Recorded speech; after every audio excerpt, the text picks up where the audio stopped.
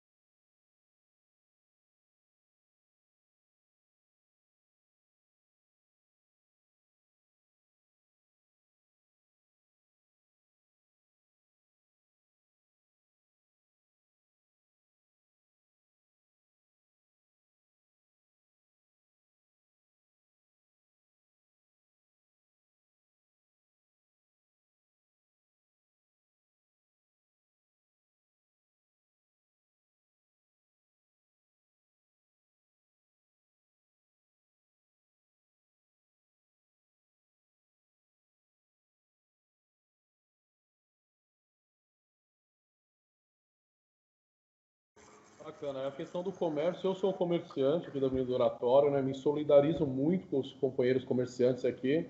Tem alguns que estão sangrando literalmente financeiramente, não sabem se vão continuar, né? Com as portas abertas após passar esse período, que se Deus quiser vai passar, a gente vai passar por isso com força, com a ajuda de todos. Mas é um problema muito grave, né? Muito sério. Eu falo com os colegas comerciantes aqui, falo, meu, a gente tem que manter fechado, tem que fazer o possível, né, para tentar atender. Alguns que trabalham com ramo de alimentação ainda podem fazer o delivery, né? Mas é importante manter, né, esse isolamento. Eu sei que é duro, é difícil, né? Mas como o Caio falou, o prefeito, se a gente não colaborar, vai ser difícil, né, passar por esse momento aí.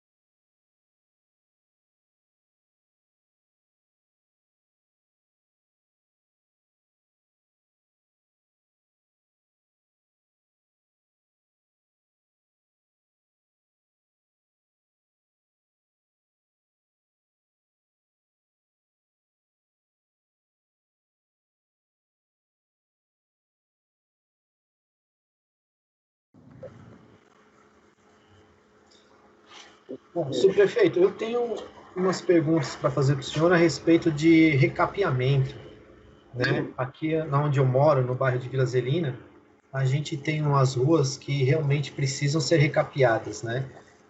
O senhor sabe quando que vai ter a nova listagem para poder onde que vai ter as novas ruas para poder ser recapeadas ou ainda vai sair isso? Como é que tá?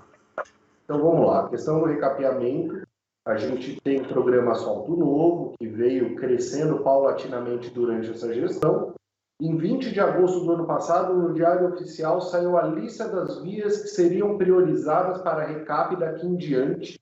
E essa lista ela passou por uma série de critérios técnicos, objetivos, dentre eles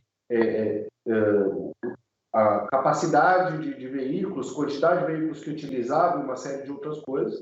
Vale dizer, lógico, queríamos poder recapear todas as vias da cidade, mas não é possível. Então, foram estabelecidos critérios técnicos e objetivos na definição desses locais. Pois bem, até que acabe aquela lista, dificilmente haverá uma inclusão de uma nova lista. Pois bem, a gente fez um contrato via Secretaria das Subprefeituras, que é o maior contrato de recape dos últimos 20 anos. Então, nunca se recapeou tanto como foi recapeado nessa gestão, considerando esse contrato em execução no momento. A gente tem muita coisa ainda, com ordem de serviço dada, que deve ocorrer esse ano. Uma nova lista é desejo de todos nós. Contudo, acho que é importante a gente ter isso muito claro daqui em diante. O coronavírus impacta o comércio, impacta a todos e acaba impactando também o orçamento do governo, que vive dos impostos gerados e da produção. Então, a gente deve ter um processo complicado nos próximos meses e até no próximo ano, no que diz respeito ao orçamento público, não só na cidade de São Paulo, no país inteiro. Repito no começo, o prefeito tinha esse ano, conseguiu com o trabalho que fez de economias, de 7 bilhões para investimentos neste ano de 2020. Lembrando que assumimos em 2017 com 7 bi negativos. Então isso significa que, por sorte, São Paulo se preparou e hoje pôde manter o trabalho na rua, mas tem cidades que não estão tendo capacidade nem mesmo de manter o básico. Dito isso, não estou dizendo que não haverá programas de recapeamento, mas a gente terá que acostumar daqui para frente, nesses próximos meses, a saber que haverá sim uma redução em uma série de investimentos públicos e que a definição será feita, onde será investido, e pode ser que haja algum atraso naquilo que foi pensado, planejado e desejado para este item.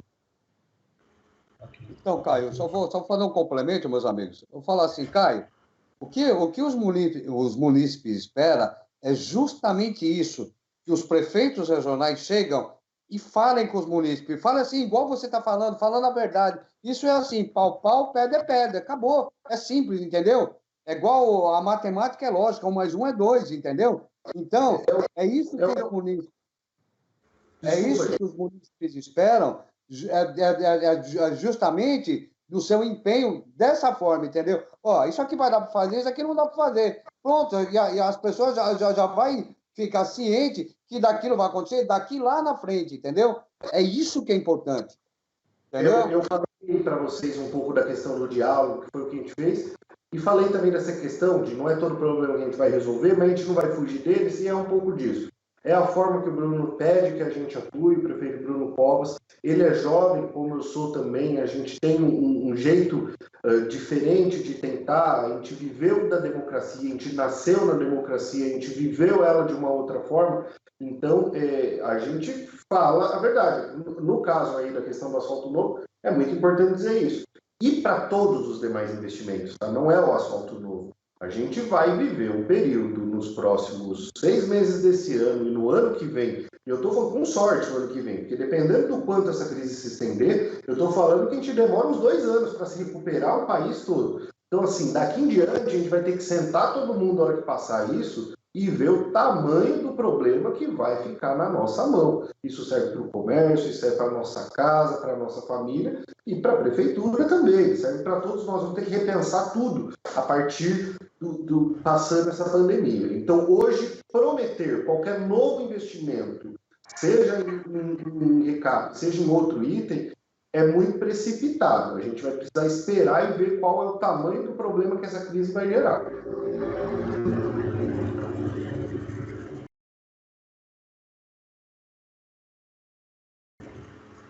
Realmente isso daí é uma realidade, né, meus amigos? A gente vai passar um momento aí de vacas magras para todo mundo, né?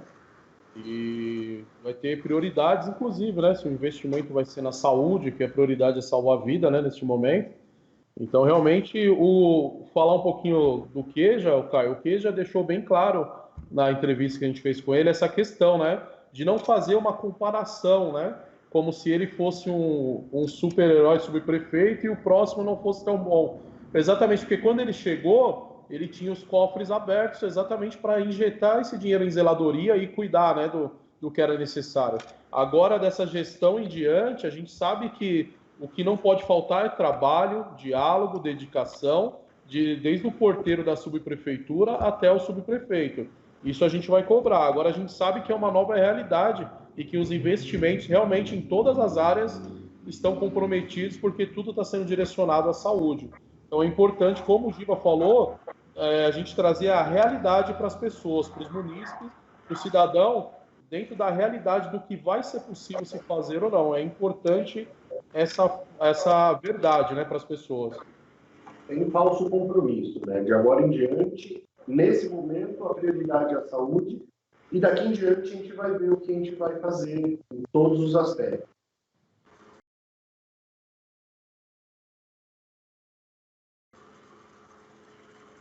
Eu queria falar um pouquinho sobre a fiscalização, Caio. Acho que você chegou aí nos últimos 15 dias. Teve uma fiscalização, acho que do comércio, né? Uma semana atrás, mais ou menos. Aqui algumas lojas foram lacradas, né?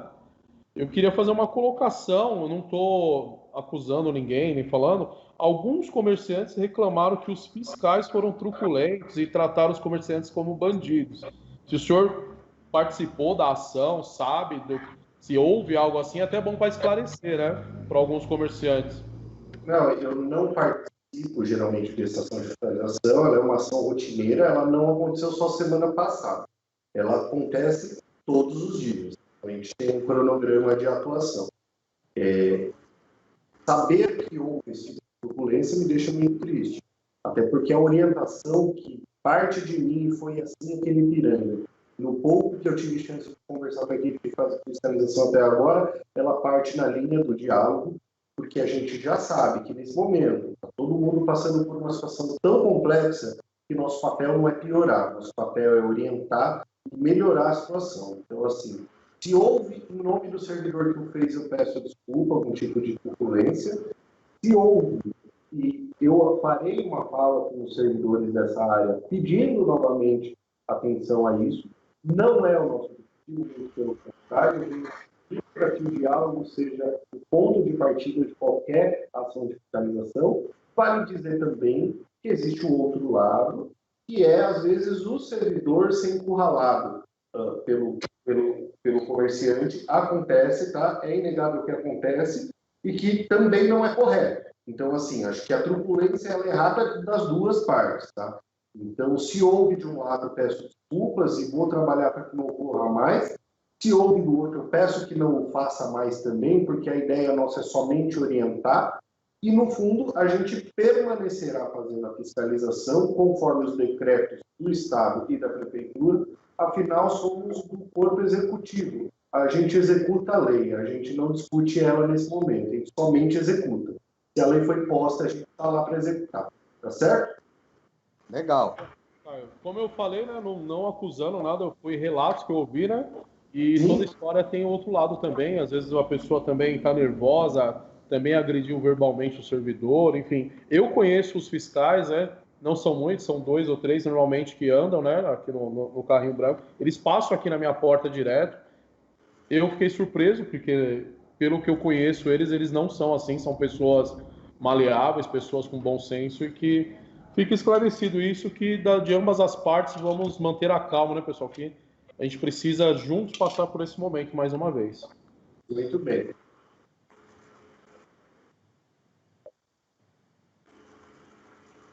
Vou abrir. Enquanto eu abro aqui, vou mandar um abraço para o Renato Corona. Um abraço, Renato, está acompanhando a live. A Marlene, né, do Consegue, a Regina, todo mundo que está acompanhando. Eu vou ler aqui, eu só vou falar uma coisinha do Thiago Catalani. O Thiago está reclamando sobre iluminação na rua Pinheiro Guimarães e Rio do Peixe, né? Ali embaixo, né? Se tem alguma informação, porque tinha uma obra que estava ocorrendo ali perto da escola, e ele está falando se a iluminação, se o subprefeito tem alguma informação se tem pedido, se está em andamento iluminação ali na rua Pinheiro Guimarães. Então vamos falar de iluminação um pouco. Então é o seguinte, muitos de vocês já sabem, e aqueles que já sabem eu peço desculpa por ter que ouvir de novo, mas eu acho que tem gente que não sabe, é importante dizer. Então, desde a gestão do prefeito anterior, Fernando Haddad, houve o início de um processo de contratação de uma PPP da iluminação, que mudaria a cara da cidade, mudando 80% da iluminação da cidade, mas que isso passou a ser questionado pelo Tribunal de Contas, o modelo do edital. E o Dória assumiu, começou a modificar o edital, considerando as orientações do Tribunal de Contas, e isso é um processo custoso. Até então, a gente ficou proibido de implantar qualquer novo ponto de iluminação na cidade, até que esse problema fosse solucionado. A capacidade da Ilume, que é quem faz a parte da iluminação na cidade, era só de manutenção e troca da iluminação nos locais. Pois bem, no final do ano agora de 2019 para o começo de 2020, houve um entendimento jurídico sobre o edital e está sendo retomado, então, aquilo que a gente anteriormente chamava de PPP da iluminação, e que isso deve, então, já na gestão do prefeito Bruno Covas, começar a dar uma outra cara para a questão da iluminação na cidade. A gente sabe que iluminação é zeladoria, iluminação é segurança, iluminação é qualificação de área. Então, isso é muito importante dizer. Pois bem, dito isso, começou, então, o processo de nova iluminação na cidade, partindo do seguinte pressuposto. Foram escolhidos os 8 eixos com maiores indicadores de criminalidade na cidade. Então, a ideia era, para ninguém, até para não haver critérios políticos, que muitas vezes as pessoas querem dizer que há, foi escolhido um critério objetivo e técnico, que eram os maiores indicadores de violência, com um peso a mais para a violência contra a mulher. Então, nesses 8 locais que foram identificados isso, começou a nova iluminação em LED, que dá uma outra cara para a região. Pois bem, esse projeto piloto já está terminando e as outras subprefeituras, que incluem a Vila Prudente, já estão recebendo a sua listagem para, junto à Ilume, definir quais são as prioridades da nossa região. Essas prioridades passam desde a solicitação dos munícipes, certo? Que fizeram o Rio 56, locais de grande circulação, locais sim que têm indicadores maiores de segurança, aí, né, todos esses critérios serão definidos. A gente vê vereadores aí como se fossem deuses das obras, né? A gente tem muitas novas vias aqui sem citar ninguém, isso é uma prática comum, né? Em cima disso também vale vereador sobre a obra pedir para colocar faixa e falar que foi o povo que colocou, né? Mas de iluminação mesmo, polêmica para outro dia. Primeiro, porque o Tribunal só para dar uma autorizado. Segundo, porque a prefeitura tem uma área que é a Ilume, uma autarquia que só cuida de iluminação.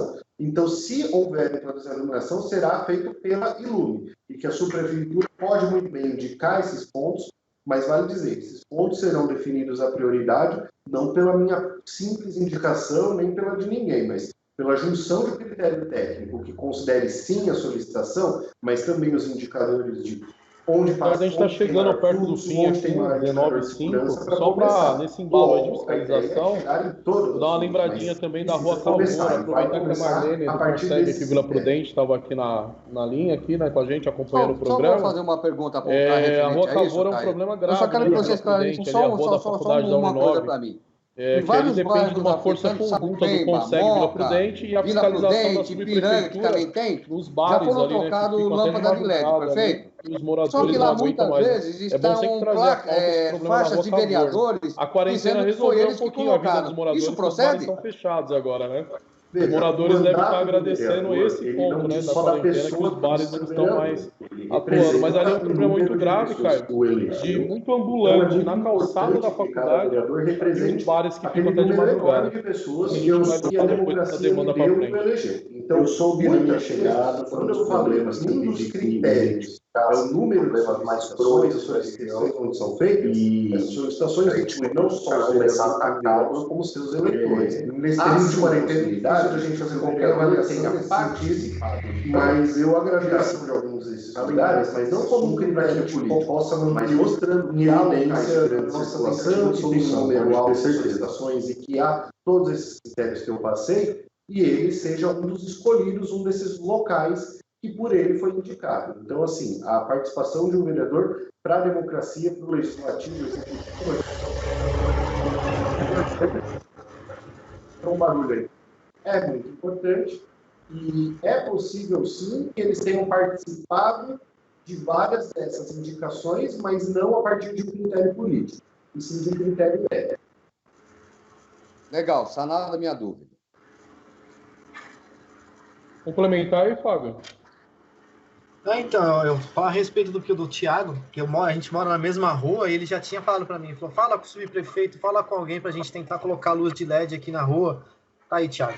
O Caio respondeu para nós como é que vai ser feito aí.